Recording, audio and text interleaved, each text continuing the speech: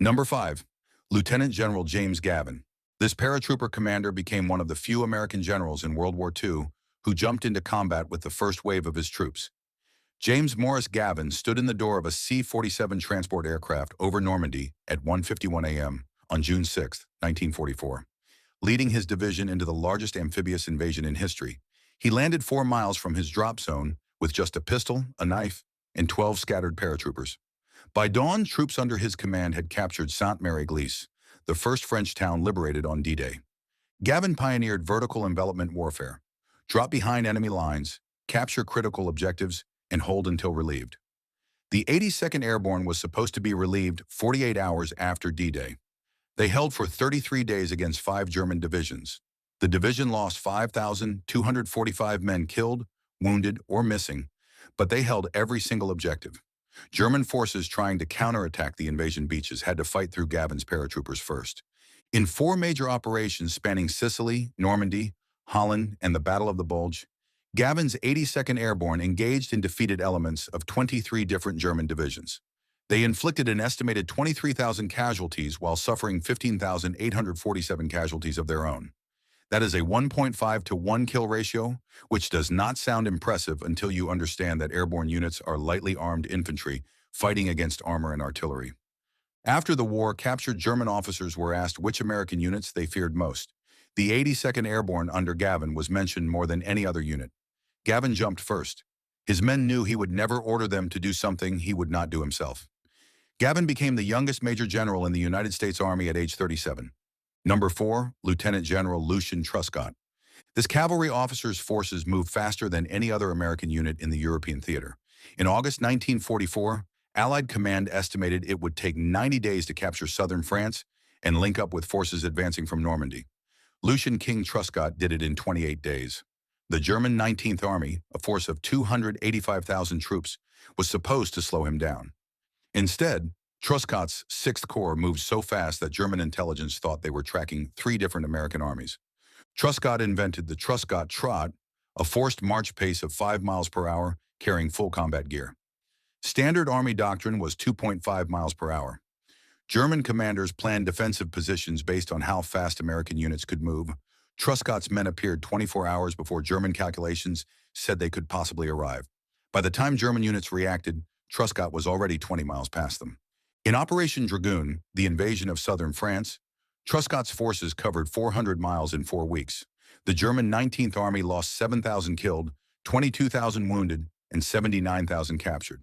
Truscott's 6th Corps suffered the lowest casualty rate per mile advanced of any American corps in the European theater. German diaries and post-war interviews revealed a deep respect for Truscott's blistering pace. German commanders who fought Truscott said the same thing in post-war interviews. When you realized Truscott was in your sector, you had 2 options: retreat immediately or lose your entire command. Most Americans have never heard of Lucian Truscott. The Germans who fought him never forgot his name. Number 3, Lieutenant General James Doolittle. This bomber commander destroyed the Luftwaffe's ability to defend Germany. James Harold Doolittle is famous for the Doolittle raid on Tokyo in April 1942, when 16 B-25 bombers launched from an aircraft carrier and bombed Japan in retaliation for Pearl Harbor.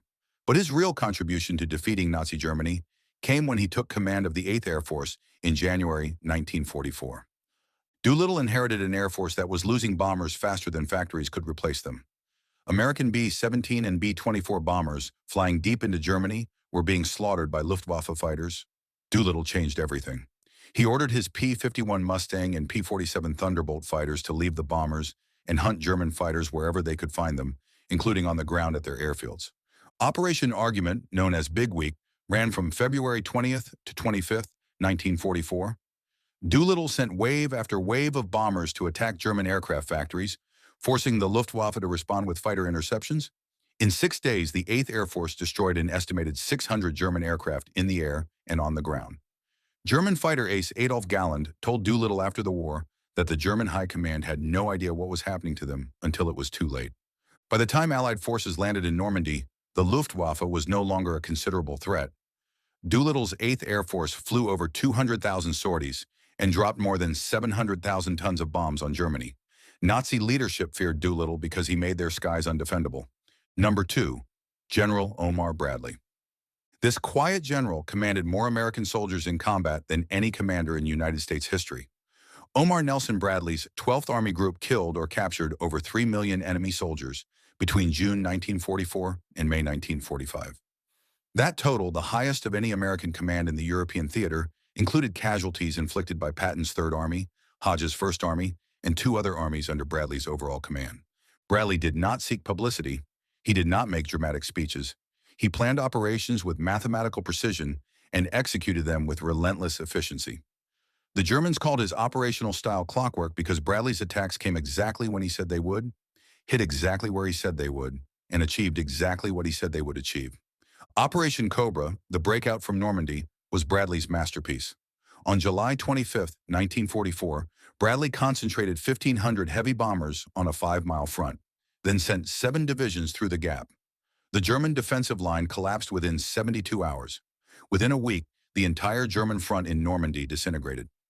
German Field Marshal Günther von Kluge committed suicide rather than report the disaster to Hitler. In the Battle of the Bulge, Bradley was initially caught off guard, mistaking the German offensive for a limited spoiling attack. However, his calm, methodical recovery and repositioning of forces effectively choked out the German advance. By December 26th, the German advance stalled. By January 25th, the Bulge was eliminated. After the Bulge, Bradley pushed into Germany. His 12th Army Group encircled the Ruhr industrial region. 325,000 German soldiers surrendered in one operation, the largest mass surrender in German military history.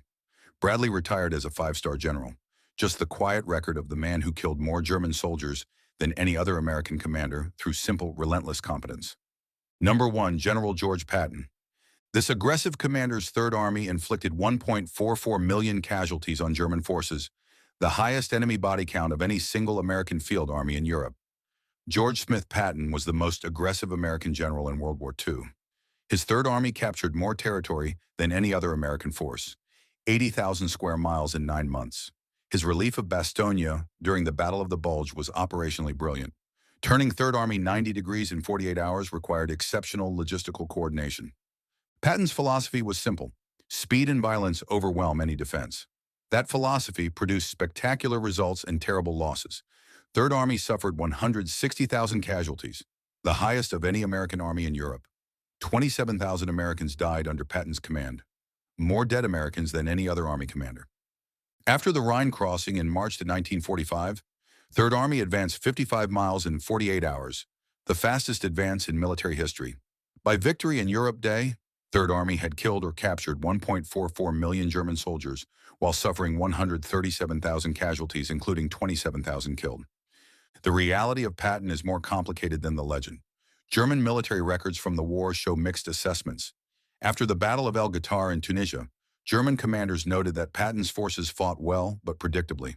During the Sicily campaign, German Major General Eberhard Roth wrote that the American 7th Army under Patton attacked hesitantly and only after heavy artillery preparation, giving defenders time to consolidate. What is undeniable is Patton's effectiveness. His kill ratio of 9 Germans killed for every American was the highest of any Army commander. His operational tempo was unmatched. 21 Medals of Honor were awarded for actions under his command during the Battle of the Bulge, more than any other battle in the European theater. Patton died in December 1945 from a car accident.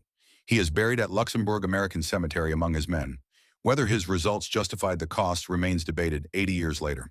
What is certain is that no single American field army killed more German soldiers or lost more American soldiers in the process. If you enjoyed this video, don't forget to subscribe to this channel, like this video, and drop a comment. See you on the next one.